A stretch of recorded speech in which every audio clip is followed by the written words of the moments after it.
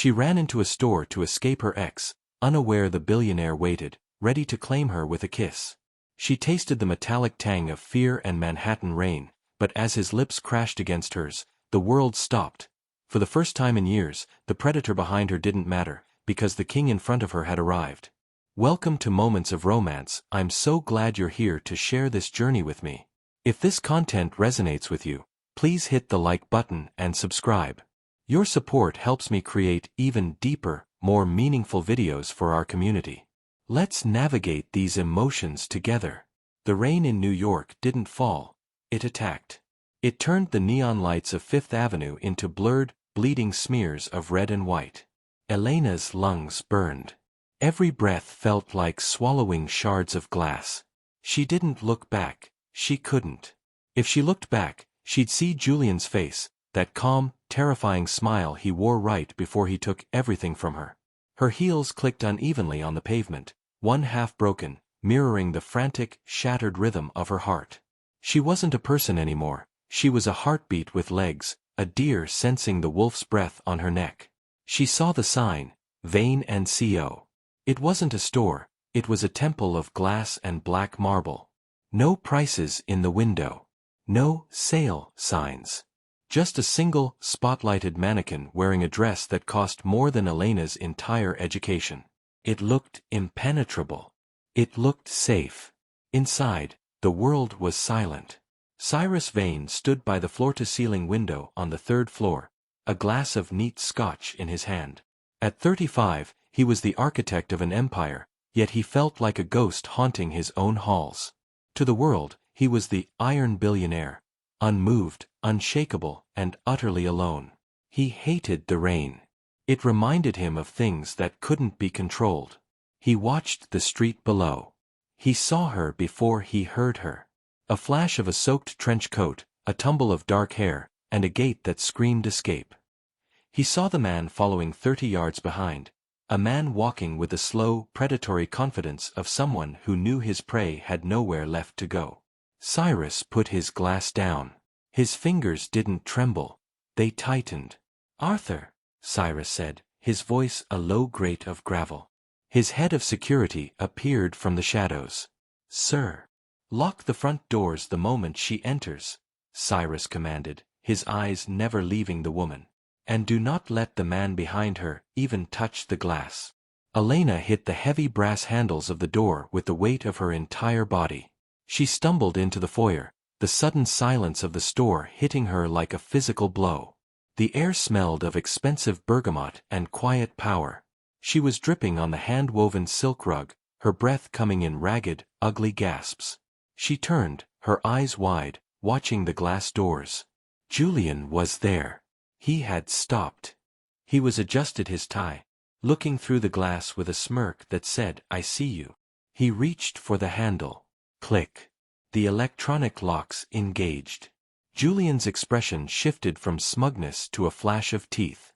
He began to pound on the glass, his muffled shouts lost to the roar of the New York traffic. "He's going to kill me," Elena whispered to the empty, opulent room. She felt the floor tilting. The adrenaline was leaving, replaced by a cold, paralyzing vacuum. "No," a voice said. It wasn't loud, but it filled the room, anchoring her to the spot. "He isn't." Elena spun around. Standing at the top of the grand spiral staircase was a man who looked like he had been carved out of the very marble he stood upon. He was dressed in a charcoal suit that fit him with surgical precision. His eyes weren't kind, they were dark, analytical, and impossibly intense. He began to descend, each step deliberate. Elena backed away, her wet shoes squeaking. She had traded one predator for another. This man didn't just look like he owned the store, he looked like he owned the city.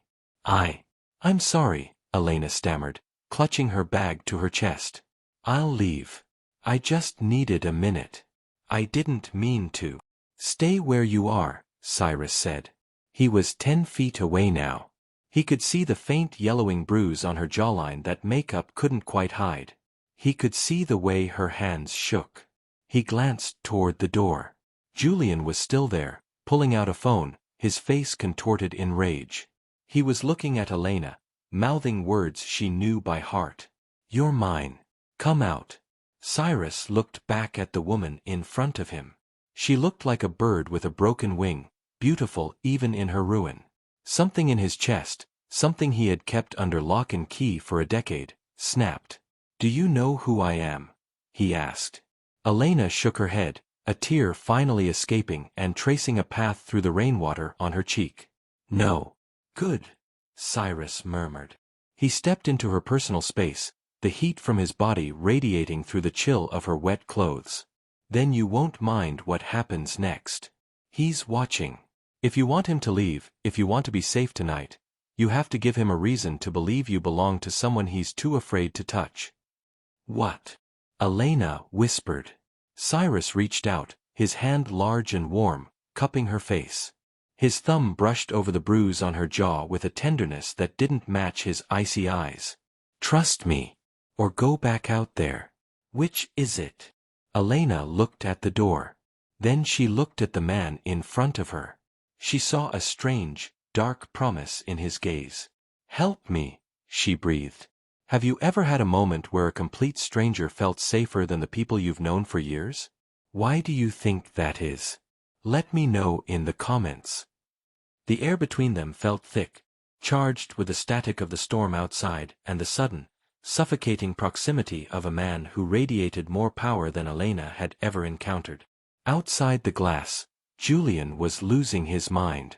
He was screaming now, his face pressed against the reinforced pane, his fists thudding rhythmically. It was a sound Elena usually heard in her nightmares, the sound of her personal hunter claiming his prize. "Look at me," Cyrus commanded. His voice was a low vibration that seemed to settle right in the center of her chest. Elena lifted her gaze. Up close, his eyes weren't just dark, they were a complex map of amber and obsidian. He didn't look at her with the leering hunger Julian did, he looked at her like a captain assessing a storm. "He thinks he owns the air you breathe," Cyrus whispered, his face inches from hers. "He thinks there is no wall high enough to keep him out. We are going to show him he is a small man in a very large world." "He won't stop," Elena whispered, her voice trembling. "You don't know him. He'll wait. He'll follow you home. He won't follow me anywhere," Cyrus interrupted. "Because by the time the sun rises, he will understand that touching you is the same as declaring war on me. And no one wins a war against a vein." Cyrus shifted his hand from her jaw to the back of her neck, his fingers tangling in her wet, dark hair. The sensation was electric, a mixture of terror and an intoxicating, forbidden sense of security. He pulled her closer, forcing her to arch her back slightly. "Now," Cyrus said, his eyes flicking to the glass door where Julian stood frozen, watching them. "Close your eyes. Give him the show he deserves." Elena didn't have time to process. Cyrus leaned in, and then his mouth was on hers. It wasn't a soft kiss. It wasn't the tentative start of a fairy tale. It was a reclamation. It was a heavy, possessive, and devastatingly deep kiss that tasted of high-end scotch and a cold, burning fire. It was a kiss meant to be seen, a public execution of Julian's control. Elena's first instinct was to stiffen, to fight the invasion. But as Cyrus's other hand settled firmly on the small of her back, pulling her flush against the expensive wool of his suit, the cold that had lived in her bones for months began to melt. For the first time in 2 years, she wasn't the one being hunted. She was being hidden. She was behind a shield of flesh and bone and billions of dollars. She felt her hands, which had been balled into defensive fists, slowly unfurl. Her fingers found the lapels of his jacket, gripping the fabric as if it were the only thing keeping her from drowning. She let out a small, broken sob into his mouth, and Cyrus responded by deepening the kiss, his tongue tracing her lip in a way that made her knees turn to water. Outside, the pounding stopped. Julian stood paralyzed. The sight of his property being held by a man like Cyrus Vane, a man whose face was on the cover of every financial magazine, a man whose influence reached into the very halls of the precinct where Julian worked, was a physical blow. The smirk was gone. In its place was a pale, sickly realization. Cyrus didn't break the kiss. He took his time, making sure the image was burned into Julian's retinas. Only when he felt Elena's weight fully lean into him, her body finally surrendering its tension, did he slowly pull away. He didn't let go of her, though. He kept her tucked under his arm, his hand resting possessively on her shoulder. He turned his head slowly toward the door. Cyrus didn't shout. He didn't gesture. He simply looked at Julian. It was the look of a god watching a cockroach. Julian took one step back. Then, another. He looked at the black-suited security guards now flanking the door inside. He looked at Cyrus's hand on Elena's neck. The power dynamic had shifted so violently that the air seemed to thin. Julian turned, his head down, and disappeared into the gray curtain of the rain, his shadow swallowed by the city. The silence that followed was deafening. Elena stood shaking in the center of the silent boutique. The warmth of the kiss was still humming on her lips, but the reality of what she'd just done, and who she was standing with, crashed down on her. "He's gone," Cyrus said softly. He finally released her, stepping back to give her space. The iron billionaire mask was back in place, but his breathing was slightly heavier than it had been a moment ago. Elena wrapped her arms around herself, suddenly feeling the chill of her wet clothes again. "He'll come back. He always comes back." "Not this time," Cyrus said, walking over to a mahogany desk and picking up a sleek internal phone. "Arthur, tell the legal team to pull everything we have on a Julian Vix. I want his employment records, his digital footprint, and every restraining order he's ever ignored. By midnight, I want him to feel like the world is closing in on him." He hung up and looked at Elena. She looked so small amidst the racks of couture. "Why?" she asked, her voice a mere thread. "You don't even know my name. Why would you do that for a stranger?" Cyrus walked back toward her, stopping just outside her personal space. He looked at the bruise on her jaw again, and for a fleeting second, his eyes softened into something that looked dangerously like empathy. "Because I spent my whole life watching people take things that didn't belong to them," he said. "And tonight, I decided the cycle stops in my lobby." He gestured toward the back of the store. "You're soaked. You're shivering. My private quarters are upstairs. There's a fire, dry clothes, and a door that locks from the inside. You aren't leaving this building until you're safe, miss?" "Elena," she whispered. "Elena Rossi." "Elena," he repeated. The way he said it, low, lingering, made her heart skip a beat. "I'm Cyrus.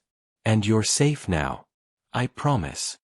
But as she looked into his eyes, Elena wondered if she was truly safe, or if she had just traded a physical danger for a much more complicated emotional one.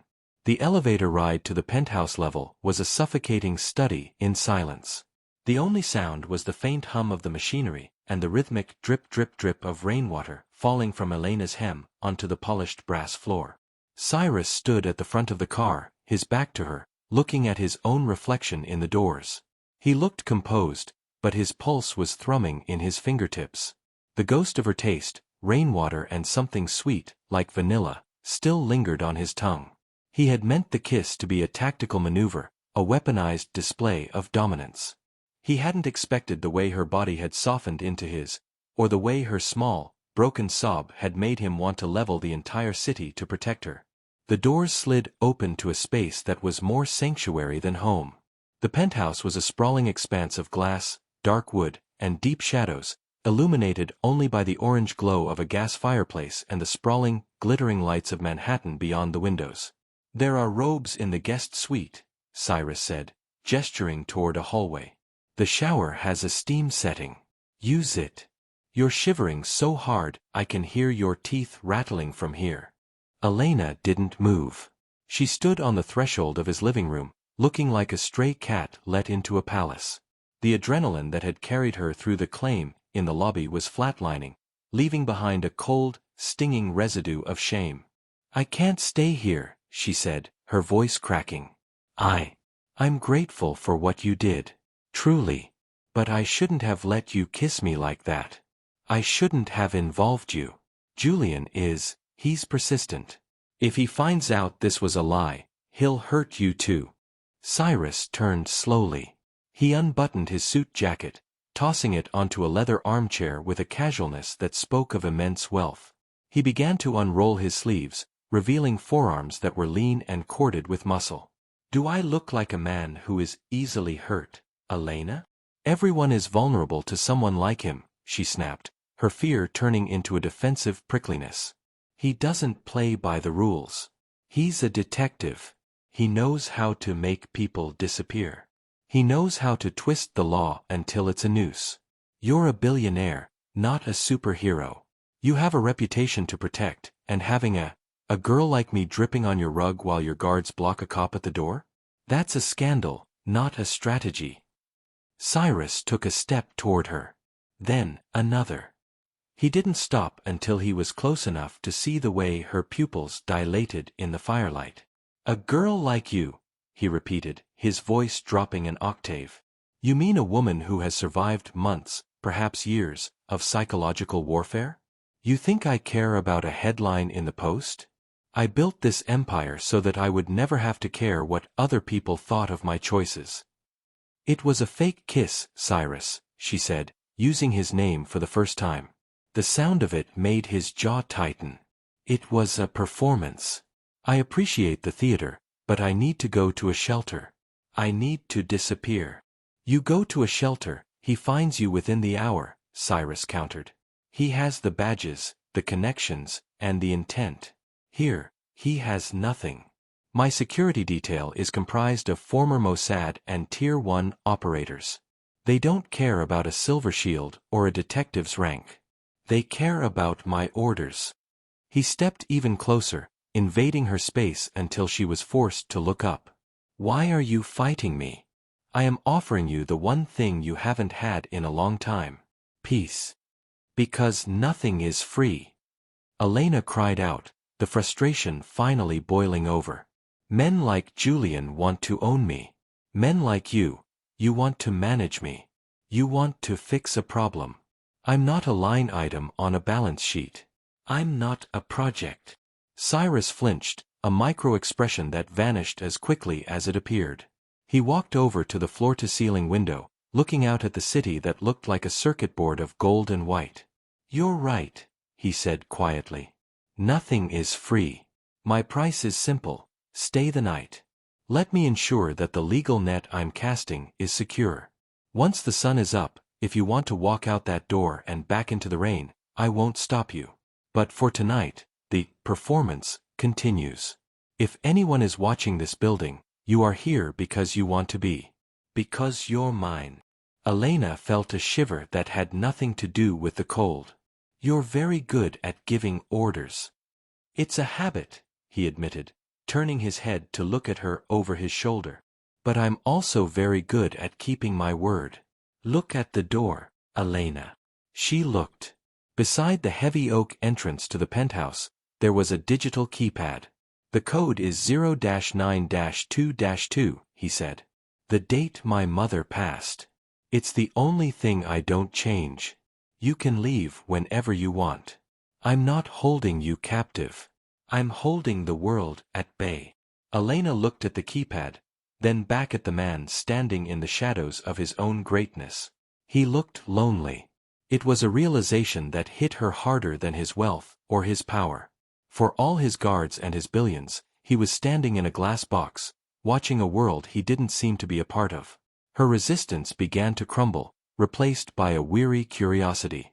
She was exhausted, spiritually, physically, and emotionally. The thought of a hot shower and a bed that wasn't a cheap motel room or a friend's couch was a siren song she couldn't ignore. 0-9-2-2, she whispered, memorizing the numbers. "Go," he said, his voice softening. "There's soup on the stove. Eat something when you're done. I'll be in the study. I have a lot of phone calls to make to ensure Mr. Vix has a very difficult morning." As Elena turned to walk toward the guest suite, she stopped and looked back. Why that code? Why tell me something so personal? Cyrus picked up his scotch glass, though it was empty. He stared into the amber-stained crystal. "Because if you're going to trust me with your life, the least I can do is trust you with a piece of mine." Now go, before you catch pneumonia and ruin my reputation as a savior." He didn't look at her as she left, but he didn't move until he heard the sound of the shower starting. Only then did he let out the breath he'd been holding, his hand trembling slightly as he reached for the bottle of Macallan. He had told her it was a performance, but as he closed his eyes, all he could feel was the ghost of her lips and the terrifying, sudden realization that he didn't want the performance to end. The storm outside had graduated from a nuisance to a full-scale assault. Thunder rattled the heavy reinforced glass of the penthouse, a sound like a giant tearing sheets of metal. Inside, the power flickered once, twice, before the backup generators kicked in with a low, grounding thrum. Elena emerged from the guest suite 40 minutes later. She felt like a different person. The steam had leached the chill from her bones, and the oversized cashmere robe Cyrus had provided was so soft it felt like a caress. It was ivory, far too large for her, and she had to roll the sleeves up several times. Her hair was damp, hanging in dark waves over her shoulders. She followed the scent of cedarwood and simmering broth to the kitchen, a sleek, minimalist space of black granite and stainless steel. Cyrus was there, but he had changed, too. He'd traded his suit jacket for a simple black sweater, the sleeves pushed up to his elbows. He was standing at the island, staring at a laptop, his face illuminated by the harsh blue light of the screen. "The bridge is closed," he said without looking up. "Tunnels are flooded.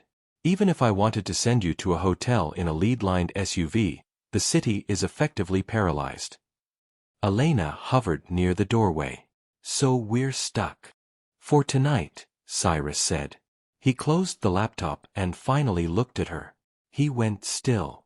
The sight of her in his clothes, looking small and fragile yet somehow claiming the space, hit him with the force of a physical blow. "The soup is hot. Sit." He moved with a quiet efficiency, ladling a golden broth into a porcelain bowl. He set it down at the island and gestured to the stool next to him. "I'm not used to being taken care of," Elena said softly as she sat.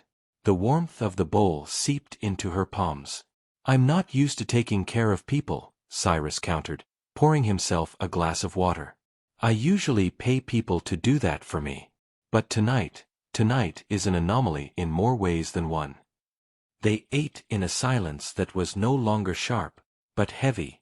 The forced proximity of the kitchen island made every sound magnified. The scrape of her spoon, the rhythmic beat of the rain, the sound of his breathing. "Why did you do it?" she asked suddenly, her voice barely a whisper. "You said you stopped the cycle.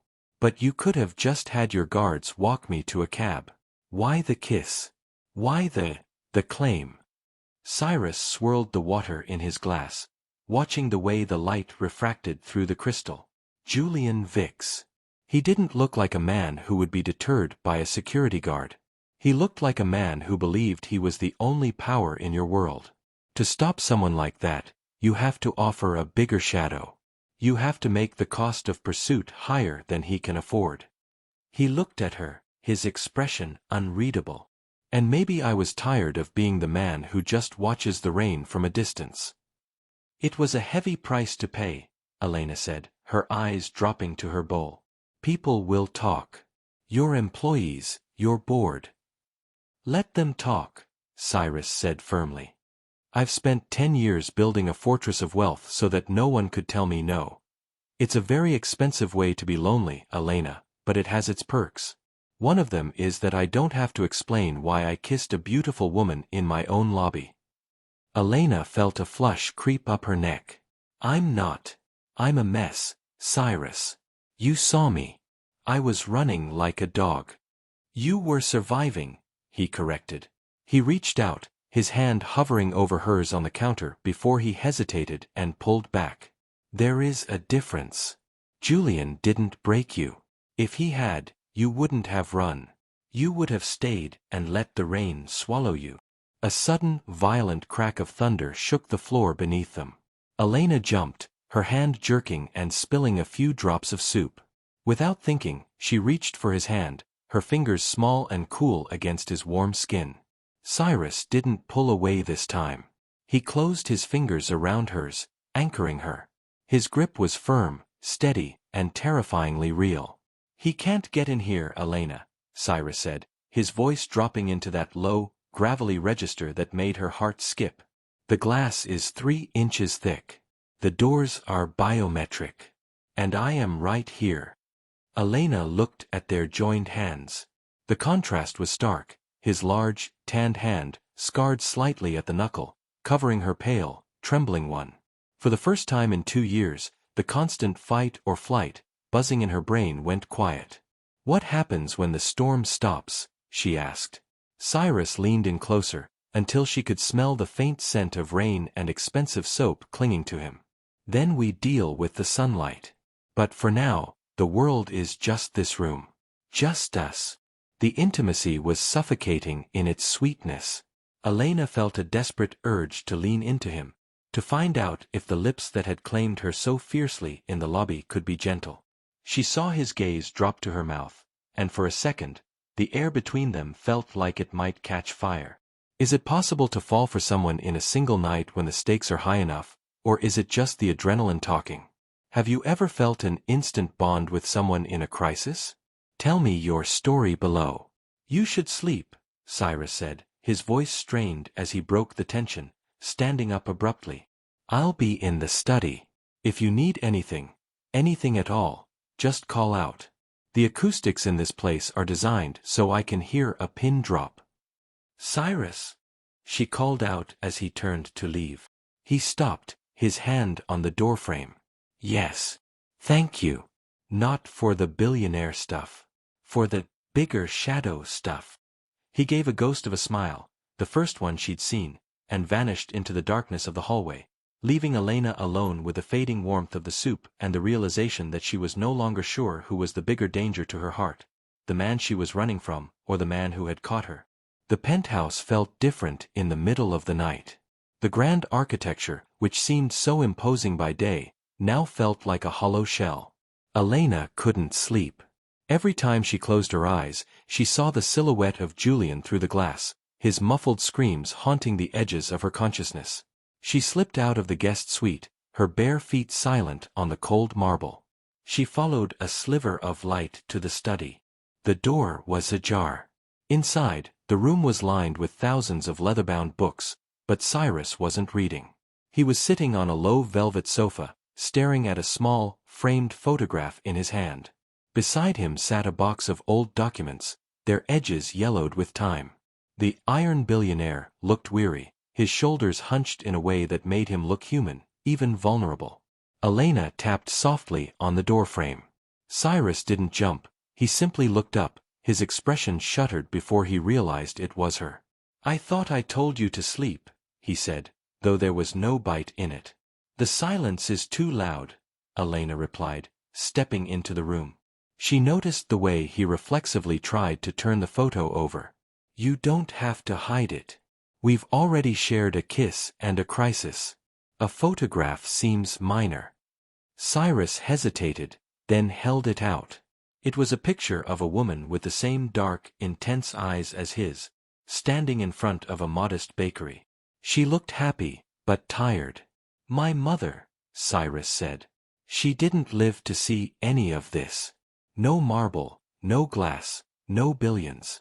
She died working 2 jobs to keep me in a school where the other kids called me a charity case.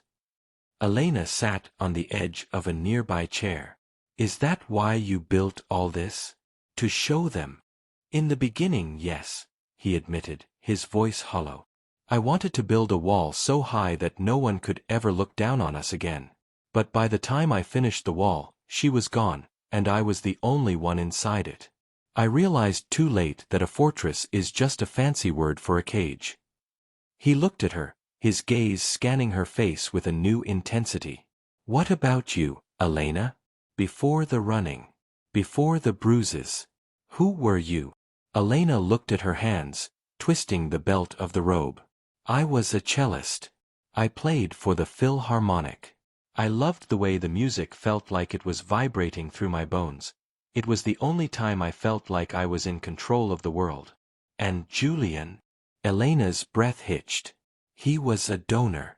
He came backstage after a performance. He was so charming, Cyrus.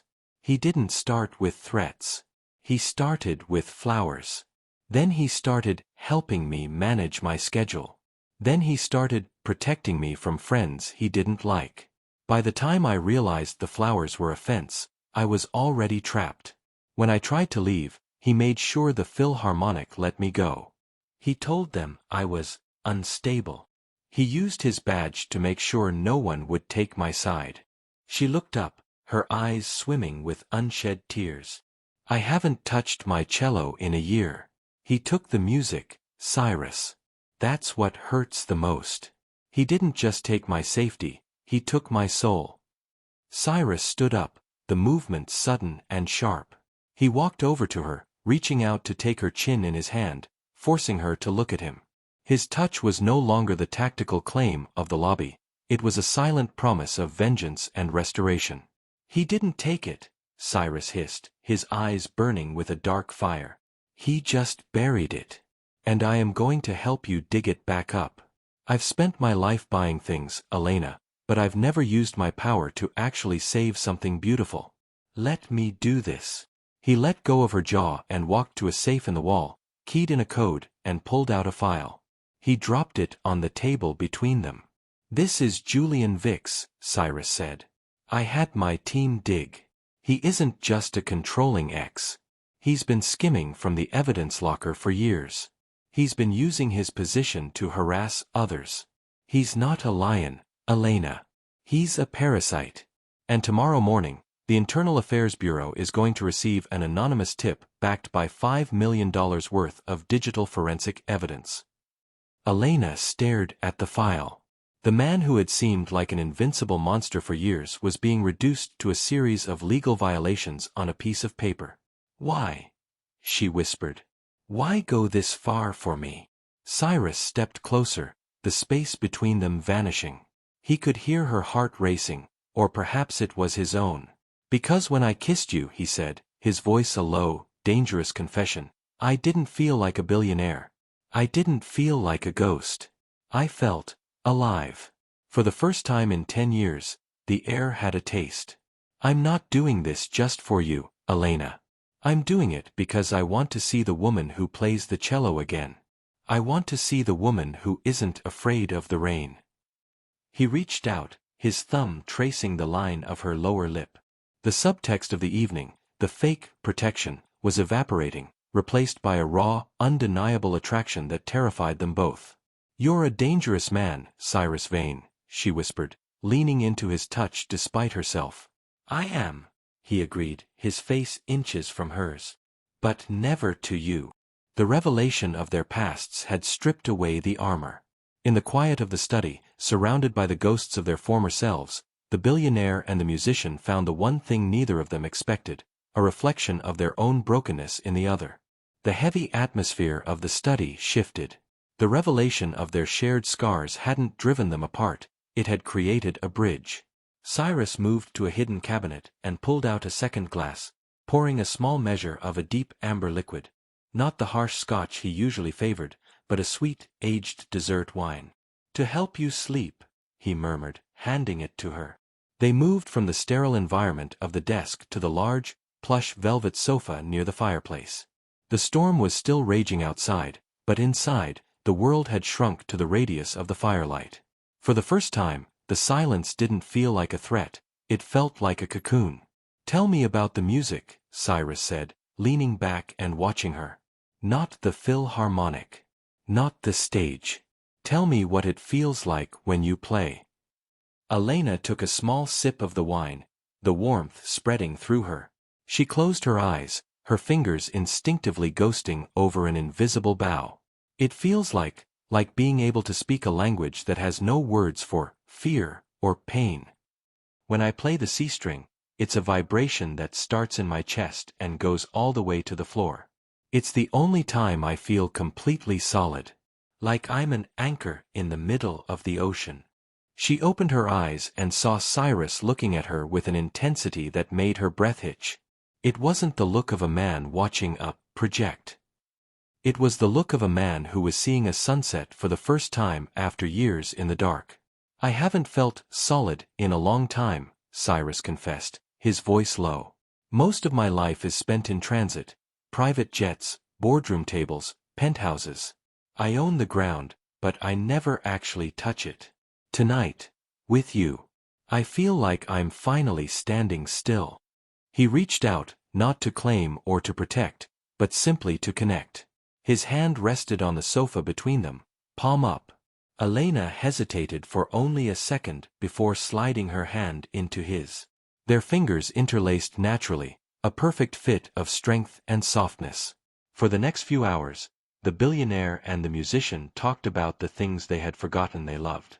Cyrus spoke of his mother's bakery, the smell of yeast and sugar that he still looked for in every city he visited but never quite found.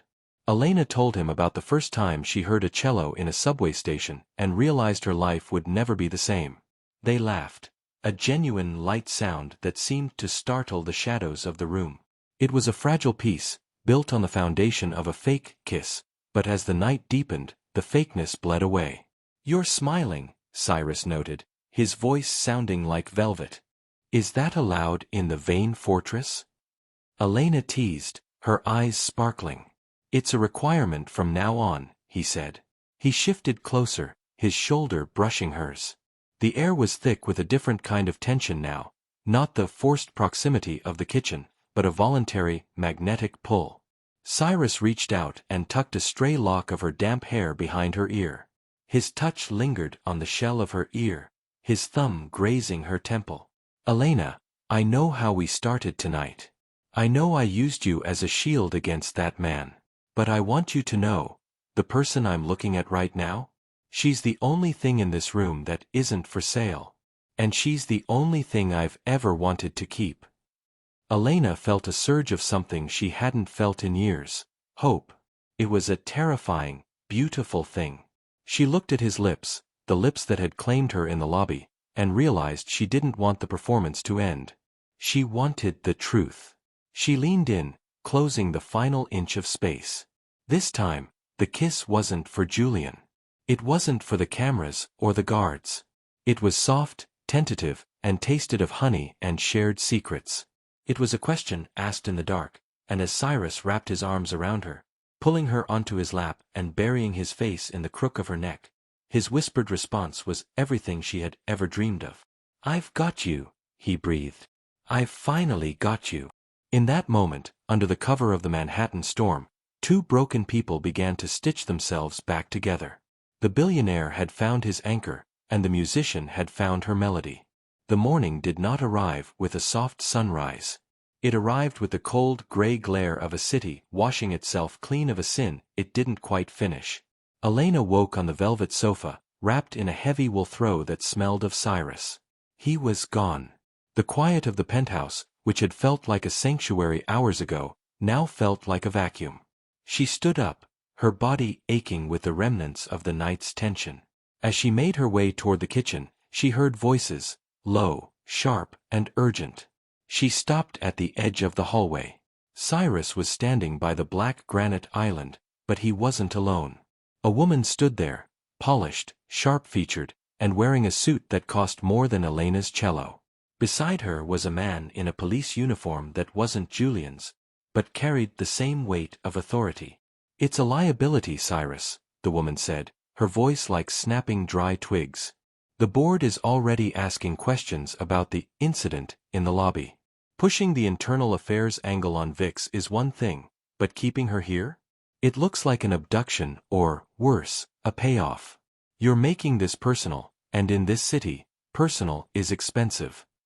"She stays until the threat is neutralized, Diane," Cyrus replied, his voice a cold, hard wall. "I don't care about the board. I don't care about the optics." "The detective is outside," the officer added. "He's filed a missing persons report, Cyrus. He's claiming she's under coercion.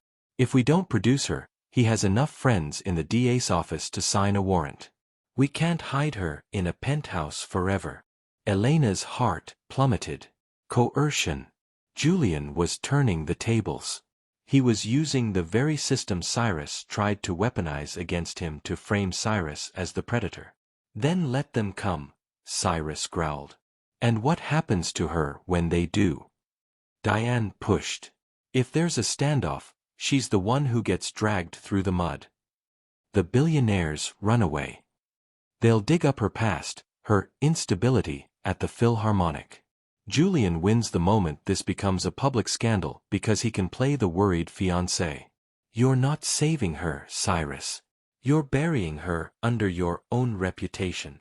Elena leaned against the wall, the air leaving her lungs. Every word felt like a physical blow.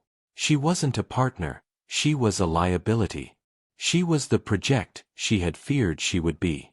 She looked down at the ivory robe, his robe, and felt like a fraud. She stepped into the room. The three of them froze. Elena, Cyrus said, his expression softening instantly as he moved toward her. You should be resting. This is just. I heard, she said, her voice surprisingly steady despite the shaking in her knees. She looked at Diane, then at the officer. He's right. Julian won't stop until he destroys whatever I touch. And right now, he's aiming at you. I can handle him, Elena, Cyrus insisted, reaching for her hand. She pulled away. The rejection was sharp, echoing in the high ceilings. No, you can't. Not like this. You're trying to buy my safety, but you're just buying a bigger target. If I stay, I'm the woman you claimed to save your image. If I leave with them, I'm the girl who was confused. You aren't leaving, Cyrus said, his eyes darkening with a flash of the iron billionaire she had first met. I have to, she whispered. Because last night was real for me. And if I stay and watch Julian tear down everything you've built, the bakery your mother worked for, the empire you created to be safe, I'll hate myself more than I hate him. Elena, don't do this, Cyrus pleaded. It was the first time she had heard him use that tone. The man who owned the city was begging. You told me the code, Cyrus, she said, tears finally spilling over. 0-9-2-2. You trusted me with a piece of your life. Now trust me to protect it. She looked at the officer. I'll go with you. I'll make a statement. I'll tell them I came here of my own accord and that I'm leaving of my own accord. Elena! Cyrus roared, but Diane stepped in front of him, her hand on his chest. Let her go, Cyrus, Diane whispered. It's the only way to keep the legal path clear for the IA investigation. Elena didn't look back. She couldn't. If she saw the look in Cyrus's eyes, she would crumble. She walked toward the elevator, the heavy doors sliding shut on the man who had given her the only night of peace she had known in years. As the elevator descended, the silence was no longer a cocoon. It was a tomb. She had run into the store to escape her ex, but she was leaving the billionaire to save him from herself. Do you think Elena made the right choice by leaving to protect Cyrus, or should she have stayed and fought by his side? What would you do in her shoes? Leave stay, or leave in the comments. The precinct was a labyrinth of fluorescent lights and the smell of stale coffee, a stark, ugly contrast to the velvet shadows of the Vane penthouse. Elena sat in a cramped interview room, the air conditioning humming like a low-grade headache. Across from her sat Julian. He wasn't in handcuffs. He was leaning back in a chair, a paper cup of water in his hand, looking every bit the concerned, wronged lover. The officer who had escorted Elena stood by the door, his face a mask of neutrality. I'm not mad, Elle, Julian said, his voice dripping with that familiar, poisonous silk. I know you were scared. That man, Vane, he has a way of intimidating people. He probably told you I was coming to hurt you. He's a predator, honey. He uses his money to buy women like their art for his walls. But I'm here now. The report is signed. We can go home. Elena looked at him, and for the first time, she didn't see a monster. She saw a small, desperate man clinging to a script that was falling apart. She thought of Cyrus, the way he had looked at the photo of his mother, the way he had confessed his loneliness. Cyrus had built a fortress to keep the world out, but Julian had built a cage to keep her in. I'm not going home with you, Julian, she said. Her voice was thin, but it didn't shake.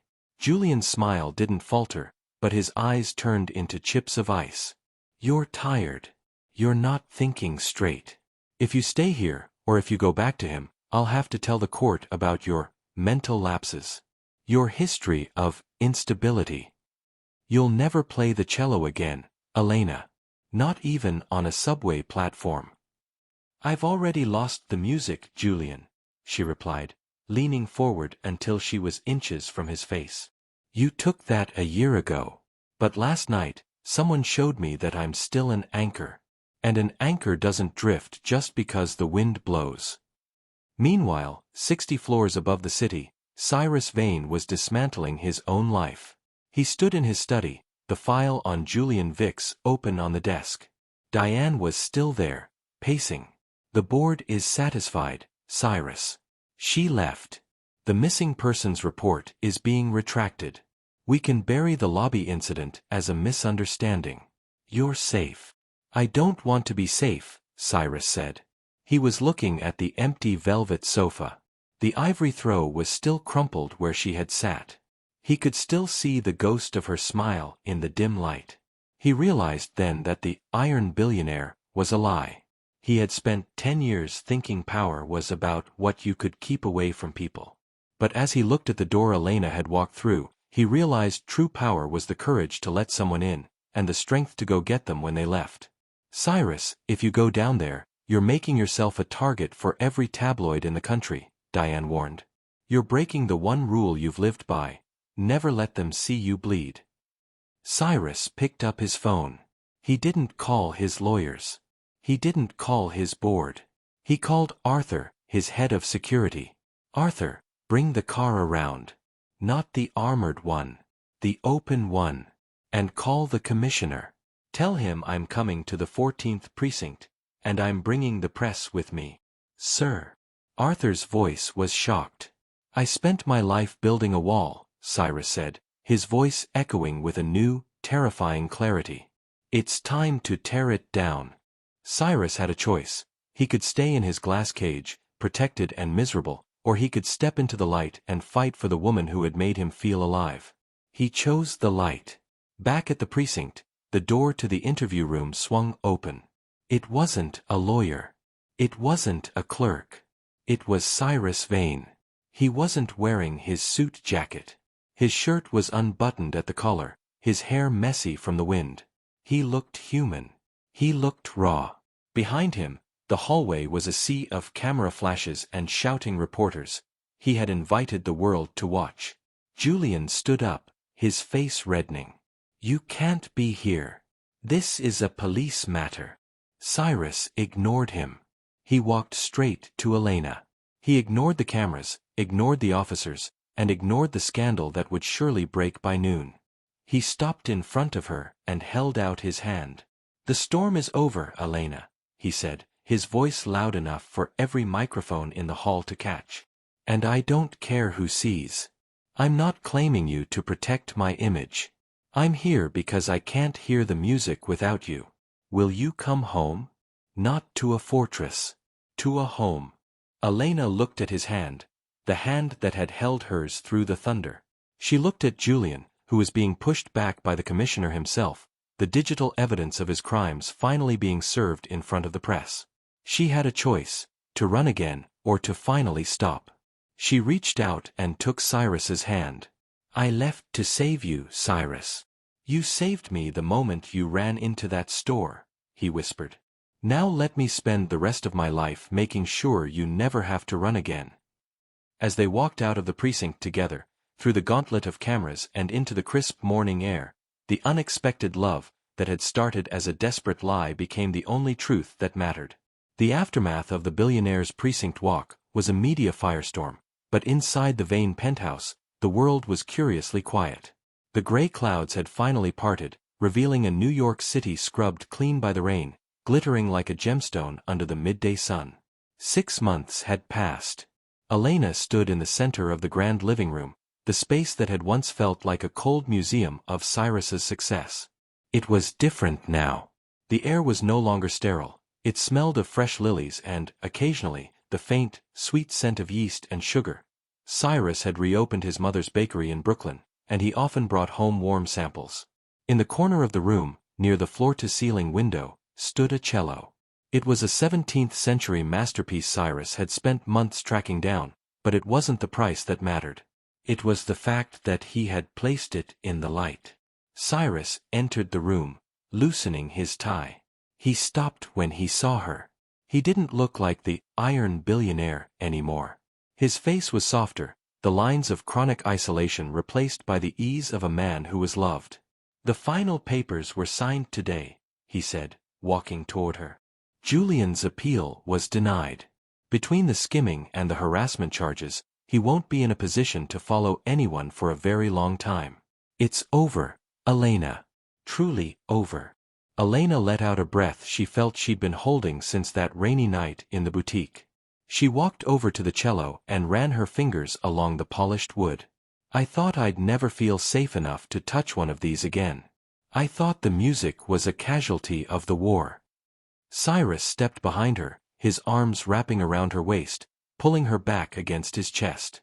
He rested his chin on her shoulder, his presence a warm, solid weight. "You were never the casualty. You were the survivor. The music was just waiting for the right audience. You were the only one listening in the dark," she whispered, turning in his arms.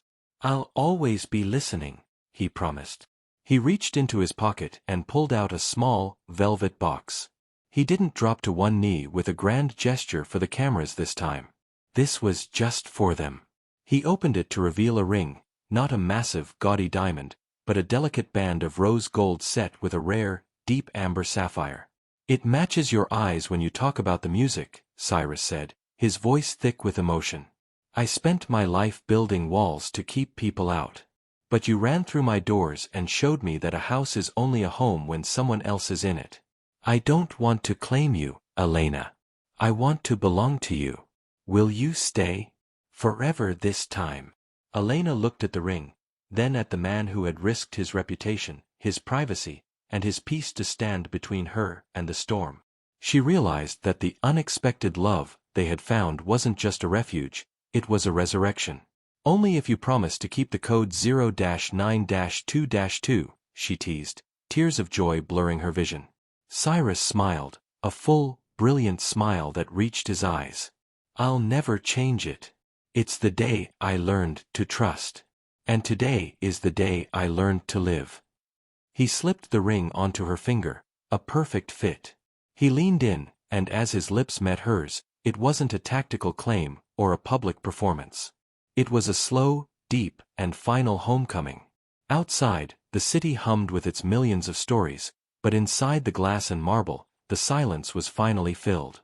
Elena picked up the bow, took her seat, and drew it across the strings. The first note was deep, resonant, and echoed through the penthouse, a melody of love found at last, a song for the billionaire and the musician who had survived the rain together. This story reminds us that sometimes, our greatest terrors lead us exactly where we are meant to be. Have you ever had a blessing in disguise that started as a disaster? Share your story of hope in the comments below, and don't forget to subscribe for more emotional journeys. Thank you so much for watching till the end. It truly means a lot to me. If this video touched your heart or resonated with you in any way, please show your support by hitting that like button and subscribing to Moments of Romance. Your support helps us reach more souls on this journey. Until next time, take care of your heart.